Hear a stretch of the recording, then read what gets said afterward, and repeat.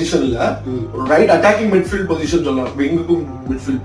அங்க இருந்து ஓடி வந்து அங்க இருந்து அந்த ஈ சென்ஸ்டட் இந்த பாஸ் வந்து அவ்வளவு ஸ்ட்ராங்கா இல்ல அப்படின்ட்டு சென்ஸ்டட் அண்ட் ரன் அங்க இருந்து ஓடி வந்து ஈ சேஸ் த பால்.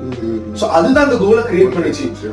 ஏன்னா Ederson he was coming for the pass, பால் எடுக்க வரும்போது he ran all அங்க இருந்து வந்து அத he won the ball and he stopped, panic பண்ணல, ஷாட் எடுக்கல.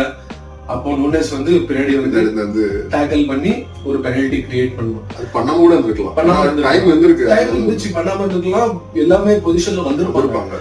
ஆனா அந்த கோல் பார்த்தோம்னா எல்லாருமே ஸ்டெல்லா இருப்பாங்க. இந்த பால் பின்னாடி பாஸ் ஆகும்போது சிட்டி பிளேயர்ஸ், யுனைடெட் பிளேயர் எல்லாம் ஸ்டெல்லா இருந்தாங்க. the only player who ran was Diallo.